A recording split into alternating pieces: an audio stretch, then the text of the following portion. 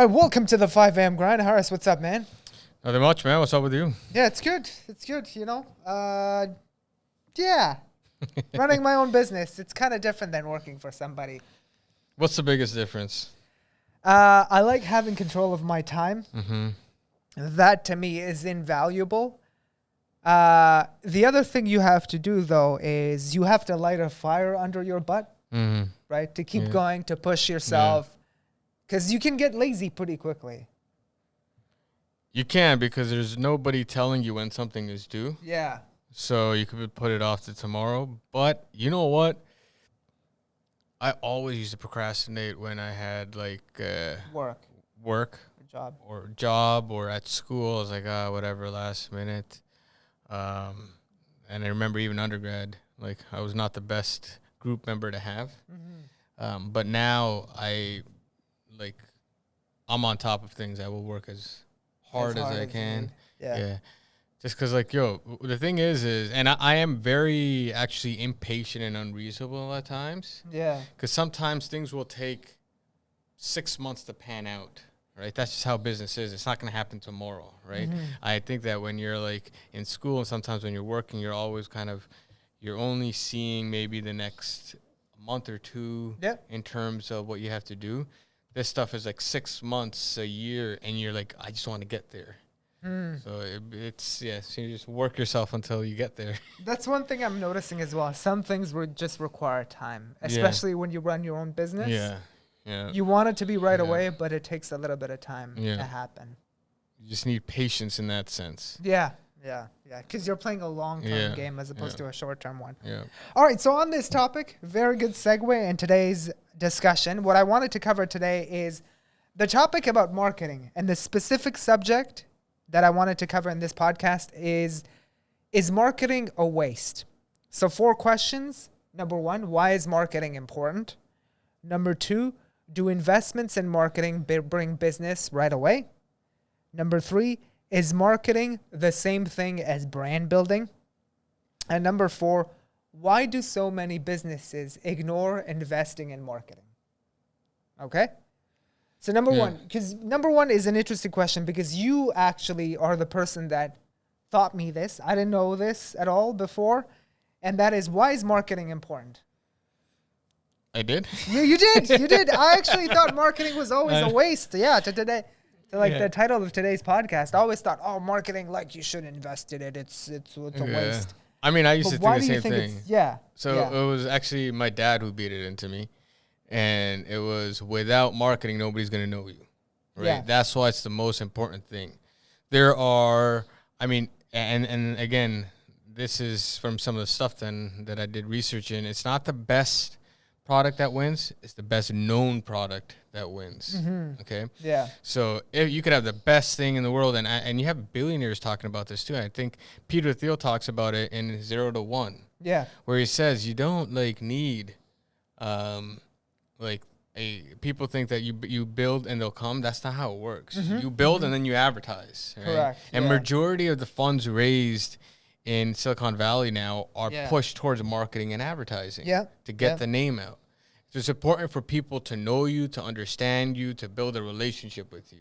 So marketing for me is marketing in terms of marketing spend. When I hear marketing, I hear about ads on social media, on print, on TV.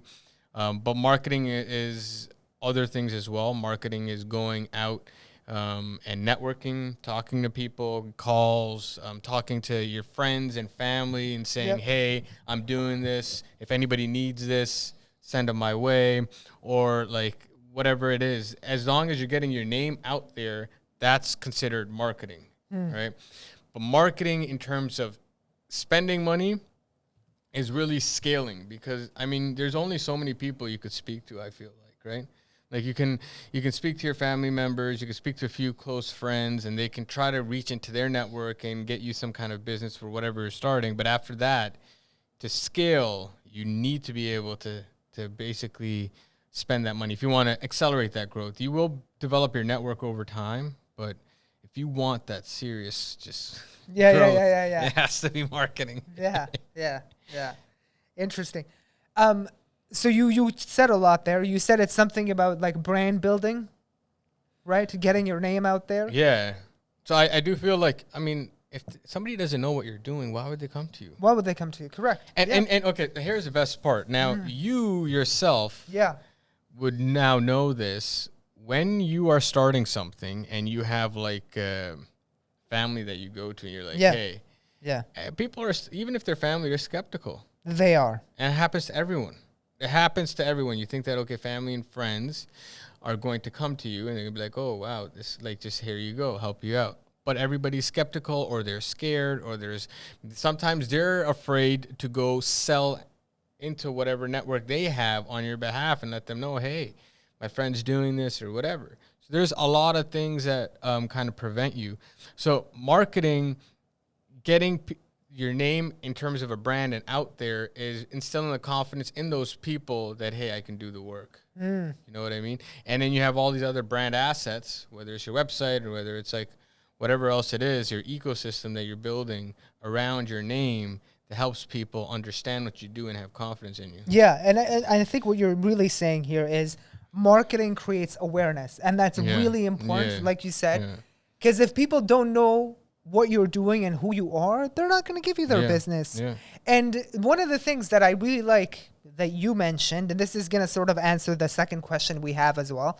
The second question was going to be, do investments in marketing bring business right away? And maybe we can spend quite a bit of time on this question. But that is, you said customers, when they first hear about you, they're not just going to rush out and give you your business. You need to expose them to your brand, to your name, to your story, and what you do multiple times before they actually trust you. Yeah. I would say 80% of, like, this is statistics, not I would say. Statistics, hard statistics. 80% of people buy after 12 touch points. Right. You hit them 12 times through ads, through different means, right? It doesn't have to be the same thing. You don't show them the same thing 12 times. Yeah. Right? But 12 times, right? Before they kind of build a relationship with you. Because people want to buy something, not from a stranger, but from somebody who's built a relationship with. I wouldn't want to sell somebody who is who hasn't built a relationship with my firm in terms of the marketing, because those are the most difficult clients you'll find. Because they haven't built that relationship, that trust is not there. If they don't trust you, you can't do your job properly, because somebody's going to be breathing down your neck asking you all these questions. So in terms of marketing working right away, it takes time for people to build that relationship, for you to cultivate it and actually have them understand that you know what you're doing. Yeah. I think you said one more thing when we were answering the first question, which I think is really important. And that you said that it's not usually the best product that wins. It's usually the most known product. Yeah. I'll tell you this. Working at Apple, I'm not speaking on behalf of the company now. I'm just independent. But Apple doesn't have the best phone. I'm sure like Samsung on some features beats Apple by far. However, Apple does a great job of marketing their phones such that you think that the Apple phone, the iPhone, is superior than the Samsung one. But that's not always the case. Like Apple sometimes is trying to catch up to whatever Samsung has done, like in terms of like the recent update, like the new iPhone 13 has a higher refresh rate screen, which Samsung had for like their past 2 or 3 generations on their phones. But you're right. Apple is the most known product. It's the one that is seen in the market as to be more superior, more accepted, the one that, you aspire to have because it communicates a certain lifestyle. So you built a relationship with Apple. Correct. Right? Whether it's like, and this is why, like, they've done a great job. It's whether it's like the watch, the Apple Watch, or your laptops or whatever it is.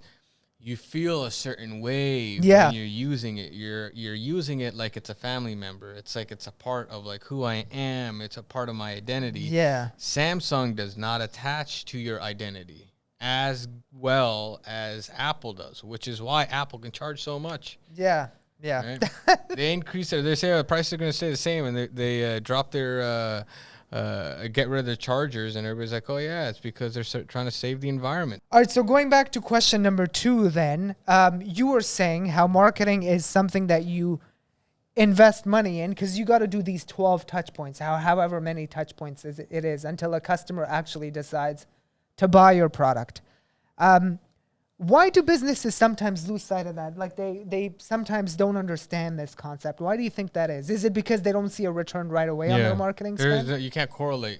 Yeah. Like the thing is if you spend money on an employee, for example, you see that they're doing something. So you see that like return. Feedback. That right away. Right. Yeah. Accounting, you see that return right away. You hire legal services right away. Right. If you're building a product, sometimes the way it's structured now, at least if you're doing MVPs, you're getting that feedback right away, right? Or you should be, if it's structured properly. But marketing takes time. Sales, you see that feedback right away, right? Because often enough, you will know, okay, well, I'm talking to this person. This person wants my product, right? And therefore, I know that I'm going to convert X percentage of these people, and it's fine. Marketing, the thing is you spend that money, especially for smaller businesses. You don't have focus groups. You don't have any of that, right? Yeah. So you're throwing this money into this black hole, and you don't know what's happening. You don't know what people are thinking when they're watching it. You don't know if they're going to come to you. You don't know if they're calling you. You don't know what they're thinking about you, right? You don't know if you're going to get that return. You know, you're already cash strapped. Resources are not that, like, you don't have an abundant, you're not Google sitting on so much money. You're Apple, right? So you need to figure out where every single penny is and make sure that you stretch it as far as you can, right? And so you don't know so many things.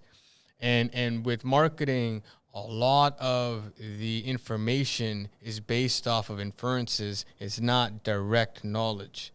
It's based off of, hey, if I have, let's say, 1,000 visitors on my website in a month, and I spend $2,000 in marketing this next month, and all of a sudden I go from 1,000 to 2,000. Okay, directly I don't know, right? But I know that I spent some, so it has to be coming from that traffic. Yeah. So it's not direct. Like, you have to make inferences. Like, okay, well, like if I did this and then this changed, then something has to be related. But it's not directly there, and I think that is what. What's your opinion, though? Yeah, no, I agree with that. I have a good quote on this, which says, you can't have marketing hits without marketing misses. Yeah. And I think that's something people don't understand. Because sometimes, like, let's say, for example, my business, I'm running Google Ads, right? And I've been running them for a little while to get new clients, quite frankly. However, some months you get no calls. Some months you get a lot of calls. Yeah. And it really depends. You can't guarantee that you'll spend that money a certain month, that you'll get X number of calls. It's really not correlated that way. On average, you may get a certain number of calls, but it really depends. And you don't know, like, I mean, one of the things that, like, for example, the calls. Let's say you get 100 calls one month and 50 calls the next month and 100 calls the next month. Yeah. Just because there's a dip that month, that doesn't mean that could have been correlated to the month before, right? And then the 100 that is coming the next month is that month. And if you saw the 50 and stopped, you wouldn't have gotten the 100 the next month. Correct. So it's like there's a lag there, right, that you're not certain of where it's coming. You just have to spend to make sure people know you're there. Yeah.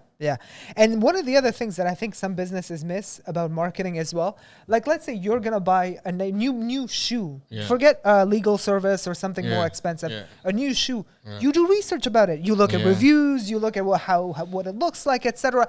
No one ever goes, I heard about your firm. Here's my business right away. Yeah. You know, nobody 100%. Does that. Nobody does 100%. That. Even when you buy anything. Yeah.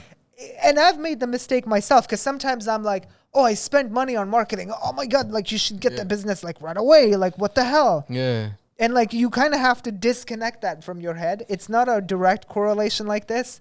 It's something you nurture and build over time. I mean, to your point, I feel like Nike's the biggest example. Correct. Essentially, it's sportswear, right? Yeah. You're getting sweaty in clothes, right? But now it's an identity thing, right? Like, I saw during the pandemic, no store had lineups as consistently and as long as Nike did. Because people were constantly trying to get in. No matter which mall I went to, Nike always had a lineup. Yeah. I'm like, yo, this is kind of an example of what really branding does and the relationship of that marketing. They're not going out and just getting these people to come in. It's pure branding. They've marketed it, and now they know these people are attached to the brand because of the marketing. But there is no direct correlation other than I've got more people in the store because I spent this much money. Interesting. What would you say to somebody who's sort of a new business and then maybe is sort of stingy about spending money in marketing? Do you have to spend on marketing, you think, or is it something that... So for most small businesses, perhaps the only innovative thing they do, as bad as that sounds, is marketing. Yeah. Okay. Whether you're a firm, like accounting firm, law firm, you're opening up your dentist practice, you're opening up any kind of practice, right? Professional services. You could be a plumber. You could be an HVAC guy. Yeah. You could be a windshield replacement dude, whatever it is. Okay. Whatever type of, you could be a restaurant. All these things are commoditized. In fact, most things are commoditized in the marketplace. So when you're doing something, you're not spending money and testing and learning at all. You're basically taking what's out there, you're repeating it, right? There might be minor improvements or minor changes in how you do things, but there isn't a serious kind of, especially when you're small, move from what everybody else is doing. Also because when you're so small, you can't afford to move. You go with the herd. Yeah. You have to go with the herd. Correct. In a lot of ways, okay? And there might be blowback on that statement, but that's context I'll explain in another podcast. But I try my best. Sorry. The only thing that is innovative where you're spending money, losing money, right, and trying to learn is marketing. And that's where small businesses stop because they can't stomach it. They're like, I don't know, right? Because everything else, you're not. I'll be honest with you. Our law firm in the beginning, when we're doing, for example, real estate closings, we can't do them any other way than what's being done in the industry, right? Now, we can pick up calls faster. Yeah. It could be nicer. Our emails could be better written.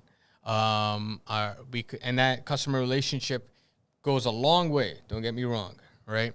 But the core service itself somewhat stays the same. Also, legally, I'm not allowed to say that one person's service is different from anybody else's either, as a law firm's perspective. Yeah. Law society dictates that if you're a lawyer, you're a lawyer. You can't say I'm a better lawyer than the person next to me or that I know more or have expertise or whatever in this one or specialize in one area.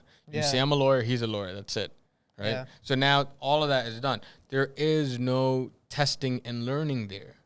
We have to pretty much go. Now, the only thing that we started innovating with was like technology and this and that, right? To kind of speed up the process. Again, just focus on the customer relationship side and their experience, but the core service itself remains the same, right? It's just how we're doing things. It's the same thing. So when you're like, and any business, when their core service is the same, the delivery is very similar. The only innovative thing is the marketing side. And when you're marketing, you burn money to learn. Yeah. Right? Like you're going to throw in 10 ads and maybe one pops off. And we had this discussion before too with the trajectory of like social media and what things go viral. Yeah. Right? Like, and you talked about that Twitter and that the hockey puck kind of grab. Yeah, we did. Yeah, we talked about this. Yeah. So it's like you don't know what's going to grab, and when it grabs, it lifts everything. It does. Yeah. Because like there's a lot of social media, like compound growth essentially. Yeah. Or exponential growth is you throw something, you throw money at marketing, nothing happens, and then all of a sudden everything happens because someone, like everyone sees your ad at the same time or whatever it is. Yeah. Your message goes viral. Yeah, there was, I think Jim Rickards. Yeah. He was talking about markets. He was talking about financial markets, and they're like, the probability of like 30% of people exiting a market is very low. He's like, that's not how you should be looking at this stuff. You should be looking at it from more of a chaos theory. And this is how marketing works too, I feel. Chaos theory is more like in a theater, let's say there's 100 people in a theater. Yeah. And there's like smoke coming out of the corner. Is when the smoke first starts, is 1/3 of the audience going to get up and run? Mm-hmm. Probably not. Yeah. But you might have 2 or 3. But when like 10 people see those 2 or 3, those 10 might leave. So now you have 13 leaving. When 13 leave, then you have like another 15 people who look at those 10 leaves. So now so it exponentially grows, and pretty soon everybody's trying to rush out, and you're in a panic. Yeah. Right? True. But it all started with 2 or 3 people. Correct. Right? And this is also, I think, the Outliers book too, where he goes like, how, what was it? Uggs got back into like mainstream. It was just like, it's like some people wore it and then everybody wore it. Yeah. So it was like a small group in a high school that wore it that then slowly just it spread. Wow. Interesting. So I guess the question number 3 was, and we've sort of talked about this already in some way, shape, or form, but let's address it directly. Is marketing the same thing as brand building? It's part of brand building. Marketing is a part of brand building. Yeah. Okay. I would argue no. Yeah, no, I agree. I think brand building is much longer. Marketing, let's say if you spend money on Google Ads, you expect to see a relatively short-term results, 2 or 3 months, I'd say. But then brand building is something you do over years, I would say. It's something not even in the next few months, it's over years. But brand building is also, for example, marketing, I think there's 2 prongs to it. Yeah. One is brand building, but the other one is brand, like just awareness, right? So when you throw up a video and an ad, you're brand building as in you're trying to get people to understand what kind of brand you are, but you're also letting them know of your brand. Correct. But then if your website is brand building, right? Your letterhead could be brand building. The way you make calls could be brand building. Your phone numbers are brand building. So all of those assets are brand building. Your logo is a brand building. It gets you to feel something. Yeah. But marketing it's like always dual in nature. It's not just brand building. It's brand building, but it's also brand awareness, letting people know of your brand. Yeah. Which is why it gets tricky. And I'd say brand building, when you're building a brand, you're not necessarily selling something, right? You're talking about your company, what you do, your mission, your vision, etc. It's less about making a direct sale. It's more about creating visibility and awareness about your firm. Yeah. I mean, if you're like if you want to become friends with somebody, you start off small with small conversation. Yeah. Right. And you don't really go and go into any kind of meaningful, deep conversation unless you've kind of figured each other out, right, and built a relationship. And then you could those friends that you can kind of say whatever you want to, you feel like at home. That took years to build. Yeah. Right. Yeah. Same thing as Apple. It's not like like if you take another phone and people can't just build a relationship right away. It's going to take them time. Yeah. I like this quote I have about just brand building. It says, marketing doesn't sell a product. It connects you to a customer. And I think that's really the essence of what brand building is. It's about, like you said, nowadays, if you watch TV, for example, and I'd recommend all of our viewers and listeners to do this, just look at an ad. I was watching an ad for Hyundai the other day on TV. Okay. All it showed was the car speeding through the streets of like some city with a lot of young people and talking about, and there was just music. Yeah. And that was it. Yeah. Not once did they mention how much horsepower, fuel efficiency, what features it has, etc., etc. None of that was mentioned. It was just a really cool lifestyle that I would aspire to live. Let's be honest. Very cool lifestyle. Yeah. Very cool car. And that's what you come away with in. And I think what they're trying to do with that ad is they're not trying to tell you, like, people don't, and I think this is one thing a lot of people miss as well.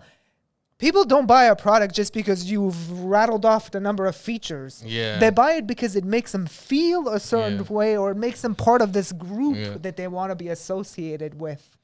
But Hyundai, the amount of marketing they've spent has been amazing.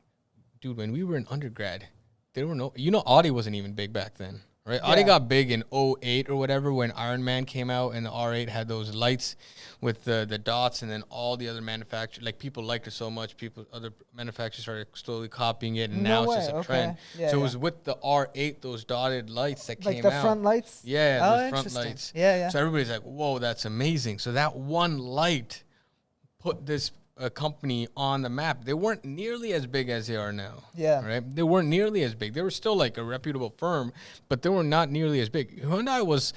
Kia was bought out by Hyundai for $1 because the government didn't want like the company to go under, right? And then now they took designers from like BMW and Audi and engineers from the M division, and that's how they got the Kia Stinger. But it's all marketing. And Optima came out, and I think it was some German supermodel that was advertising. I forget who it was, but a lot of these things, they just purely spend on marketing. Hyundai could not sell cars, and I remember 15, 20 years ago, their marketing pitch was lifetime warranties on certain parts of the house. This. Yeah, 100,000 miles, 10-year warranty on this, 50. So they gave you so much, and that wasn't a testament to the product. I would attribute that spend to marketing spend for people to test out their car and give it a shot. They were like, oh, this is not going to break down. Now, they did break down, but slowly the designs got more and more, like, provocative, and they got, like, up to a brand where you want to buy Hyundai. I mean, it's quite interesting from their perspective. When they started spending all this money in marketing, I'm sure what they told themselves was, look, we have to change the perception of our brand in the market because we're seen as like this low-grade discount brand. We want to be middle of the pack or whatever. Yeah. So you have to spend money. And that takes time to change perceptions in customers. Yeah. It takes time, right? It's not an easy thing to do, especially if a brand is being like neglected or seen as like third grade. To move up a tier, that's not easy to do. No, I mean, Lexus had the same thing. They weren't as disadvantaged as Hyundai, but I know same thing 20 years ago, 15 years ago, Lexus had an issue where, hey, our brand is known for reliability. It's known for reliability, but it does not command the same brand loyalty as German manufacturers. So if you look at the top three German manufacturers, Mercedes, BMW, Audi, they will rank higher than Lexus in perceived quality, but actual quality, Lexus is higher, without a doubt. And Lexus is number one. It's always number one, right? And not always, but it's been number one for some time. So then they had to figure out, because the brand perception of Lexus 20 years ago was purely, this is a reliable car, but people felt some of their sedans, like the ES, was just a more expensive Camry, or the RX was a more expensive Highlander. But there wasn't any difference. So they spent so much money on building the interiors of these vehicles and just going so crazy. Bless you.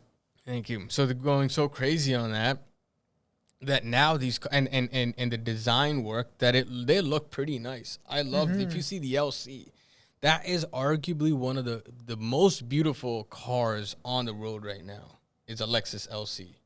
It looks gorgeous. It looks like the LFA, is that right? LFA, but I mean, I would say this car is probably $120,000, but it looks better than cars like an Aston Martin. No way. Okay. I would, without a doubt, I would pick the LC over an Aston Martin. Yeah. Any day. And Aston Martin was supposed to be, again, that's an example of a brand going down, but I don't know if you have time for that. But like Lexus, really, that's when they had initiated the change, that's when they decided to manufacture the LFA. Yeah. Right? And that's when they were kind of moving into that. They're like, okay, we need more just energy and emotion in our cars. So they built LFA. LFA, again, for a lot of people, it's like the best car ever built. Very nice. Very nice. And now all of that kind of trickles down to all of their cars. I like all their designing, to be honest. Yeah, it's very nice. No, very interesting. So last questions, just to wrap it up here. Why do you think, just in conclusion, then so many businesses ignore investing in marketing? Is just a lack of, they don't see the return on the spend right away, so they just ignore it? It's correlated. They don't understand where it goes? Yeah, I would say that if people think it's a waste of money. Most people would spend so much money trying to refine whatever operation they're doing when that's not going to bring you any more money. Correct. Get things in, and then you can refine. You need business to refine your operations. But if you have no business, what operations are you refining? There's no refining. Yeah. And a business that has like 5 customers is not going to be the same as 500 or 5,000 or 5 million. They look different. Correct. Everything looks different. How everything is implemented is different. So you're building for something it's not going to be there. It's not practical. Yeah. What's your opinion? Yeah, no, I think that's it. Even with all the analytics and all the metrics you get from Google, and you think, oh yeah, this many people visited my ad, this is how many people visited, blah, blah, blah. it's easy to get lost in that. But what you need to realize is what you're trying to do when you're spending money on Google, etc. It's a longer term game as well, right? Like you should see that reach and those metrics improve over time. Yeah. That's your goal, really. Right? Doesn't mean you see a metric improve that you'll see the result right away or the sale right away. It's just that you need to keep doing it. You need to see it keep improving over time. And then you'll be able to see like a true sale or a true conversion of that customer that's looking at your business. And to that point, I feel like this is kind of to do with marketing and a lot to do with just professionals in general or anybody who's providing some kind of service. Most people think that, hey, why do I need a lawyer? Why do I need an accountant? Why do I need this? I can just Google this stuff, right? Yeah. And all the facts are there. There's a difference between facts or knowledge and wisdom. Wisdom is understanding how to use that knowledge. And it's only through marketing that you really figure out, like, you could see, again, like you said, you could look at Google Analytics, but what do those numbers mean? Everybody's going to look at it and be like, I see the same numbers you do. I know that this is going up, but you don't know why. You don't know where it's coming from, what's happening, all of that stuff. And it takes experience to figure that out. It does. And you need to build that marketing experience in your firm early on. Yeah. It's the only way to grow. Yeah, yeah. Fantastic. Any last takeaways on marketing? Spend and spend and spend. Yeah, I'd say it's one of those things. If you want to have to get your business to last a long time and be able to create that customer awareness for your business, you need to spend on marketing. You might not see the returns right away, but just know that over time, this is a long-term game. You will see the returns come. I also think I know we're supposed to. Yeah. No, one more point. Yeah, go ahead.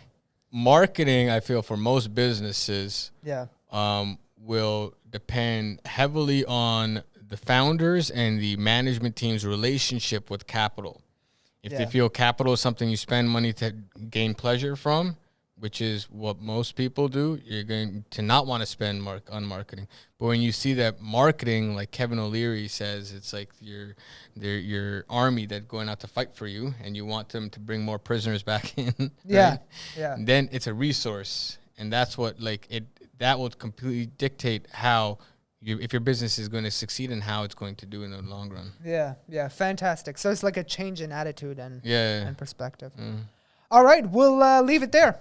We'll see you guys on the next podcast. All right, take care, guys. Take care.